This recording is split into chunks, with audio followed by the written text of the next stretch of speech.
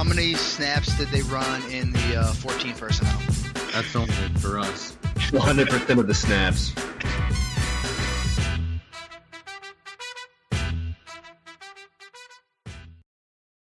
What is going on, everybody, and welcome in to another edition of the 5-Minute Debate. As you can see, we are still running with our special guest train.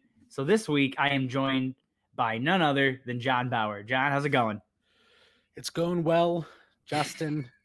I like to think we were friends, but as of now, we are enemies, at least for the next 5, 6, 7 minutes. So here we go. I was going to say, I could have swore the last name was Bauer. It's like, I don't think I butchered it. Or No, you were right, but we're enemies as panic. Of now.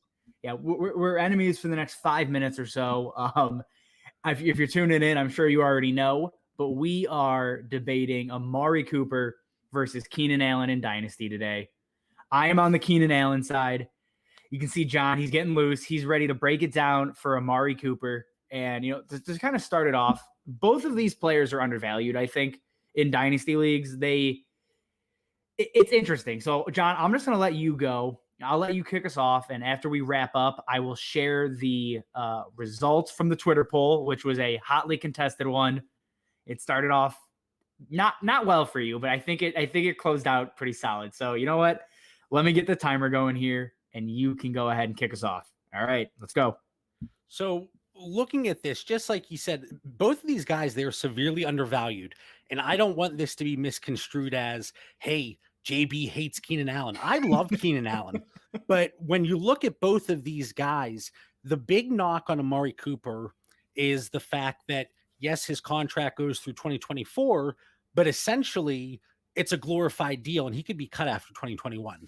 Yep. The way I see it, they going into 2022, they're already about $24 million in the hole, So I think there's a good chance that gets restructured. And then you go across to Keenan Allen. For him, it's a similar situation, contract through 2024, minimal dead cap if he is cut going into 2022. But that Chargers franchise, they were in such a much better situation financially. I think they have about $45 million in dead cap or in cap space. They're in a better spot. They're in a much better spot. So you look at these guys, the biggest thing for me, and I hate to be this guy, but because they are so close together, when I'm looking at assets like this, I'm looking at what could I get on the market if I were looking to move either piece. And while both are undervalued, I believe that 2-year age gap is going to come into play when you would look to move either of these assets. So both of these wide receivers, sorry, Justin, both of these wide receivers, they're the types of receivers I like because they are undervalued. I'm not going to typically pay up, but if I'm looking to move, when I do think I could get more for Amari Cooper, currently 26, turns 27 in June. Keenan Allen, he's already, he's edging closer and closer to that 30-year-old. Yep. He just turned 29, was it beginning of or middle of April. But for me, I just think, when I'm looking at a 2-3 year window, based on his style of play, I genuinely think he could outscore Amari Cooper over the next two seasons at least, potentially 3. I mean, when you're looking at what Keenan Allen did with Justin Herbert last year, it was spectacular. He was sitting there 13 games, just under 19 a game, seeing 10 targets. And I've thrown that out there, and people have given the counter argument of, well, what were his splits with Austin Eckler when he came back? Didn't change. It dropped to 10.4 targets a game. So he saw over the course of 16 games, it's a 4-target drop. So I just think as far as Keenan Allen goes, he is a true number 1 on that team. He really doesn't have the competition that Amari has in CeeDee Lamb or even Michael Gallup. I mean, I think both of those receivers are better than the number 2 in L.A. Almost said San Diego there, in L.A.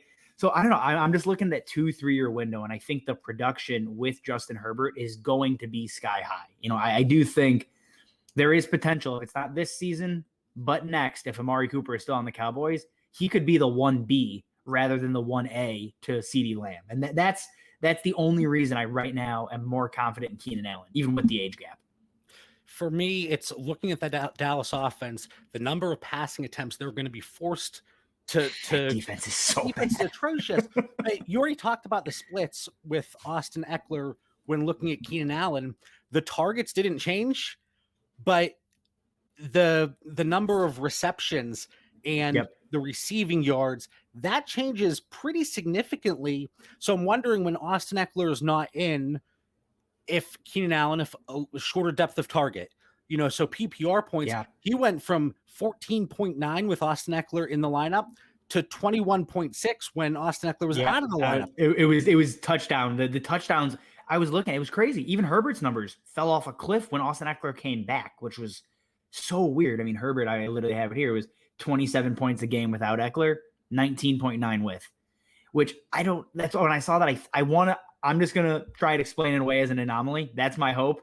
That is me being optimistic here, and it very well could be more concerning, but I don't know if I'm ready to buy into that yet. But now one more case for Amari Cooper. One last push here. Let's get it.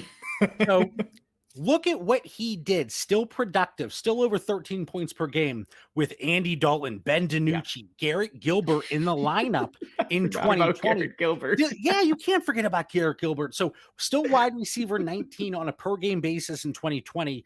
While there is that competition, again, it's the double-edged sword. He has the competition in Dallas, but most people see him out of Dallas. So that shouldn't really come into play. And that's my thought.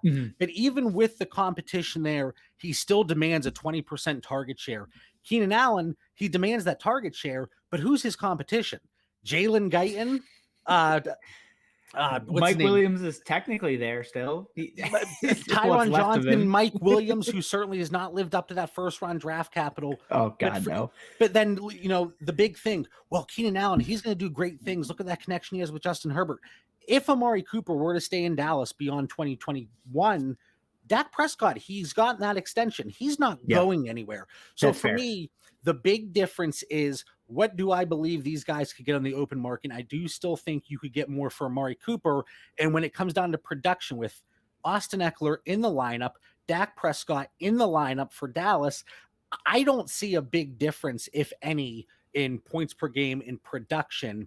And one last knock that a lot of people have for Amari Cooper historically, well, he's not always consistent. Yeah. In 2020, Keenan Allen, 29% of his games were outside of the top 36 wide receivers on a weekly basis. Amari Cooper was at 30%. You stretch out over 2 years, it's 30 and 31% respectively. Yeah. So in this situation, you really can't use that as an argument if that was a route that, I'm not saying you would go that way, Justin. There's a reason I didn't bring it up, because I looked into the exact same thing. I was turning over stones left and right, trying to see something. I'm like, all right, well, Justin could bring this up, so I got to bring up this counterpoint. And that's the way I approach this. But it really is an interesting situation for both of these receivers. And if I can gobble up both of them on my dynasty teams, perfect. But in startups this offseason, I can say with 100% certainty, I have taken Amari Cooper over Keenan Allen when given the chance. Yeah, and again, I wouldn't fault anybody for having Amari over him. To me, that is really how close these are. I have actually traded Amari Cooper for Keenan Allen this year, and it was a straight swap. So that is really where their value has fallen, and it is shocking. But you know what? We're over just a little bit. The 7-minute debate, if you will. The fact that you kept me to 7 minutes is incredible, to be honest with you. Oh yeah, I was. You know what? I'll let John go. I'll give him a little bit of a leash, but I gotta crack the whip here. We're at 7 minutes. I will share the Twitter poll, which really does show exactly how close this is. We had just over 350 votes. We added a C results option, so this is not 100% of the vote, but 49% took Keenan Allen, 45% took Amari Cooper, which is, on Twitter, that's about as close as you can get to an even split, I think. So at the time, there were 4%, I think, that was the C results, and somebody commented 4% of the people are cowards, and I was like, that's a fantastic just vote for somebody. Yeah, there's no consequence. Nobody wins or loses in this scenario. But that does it for us here. John, why don't you let everybody know where they can find all your work, where they can get all this great insight you got? Well, you're just starting to whet my palate here, because I think we could have talked for much longer than the time. I know it. I got the stuff I didn't even get to, and I'm like, damn. But I'm interested to see. I don't know if you're going to post a poll after the fact, kind of see where it goes. But this was a lot of fun, Justin. So thanks for having me on. Find me on Twitter at the Bauer Club. I host Dynasty Theory every Tuesday night, Fantasy Football Confidential during the offseason every other Wednesday, and that goes into every Wednesday during the season. But yeah, Justin, absolute blast. Thanks for having me. Yeah, John, it was an absolute pleasure, man. And I will talk to you later, and I'll see everybody else next week.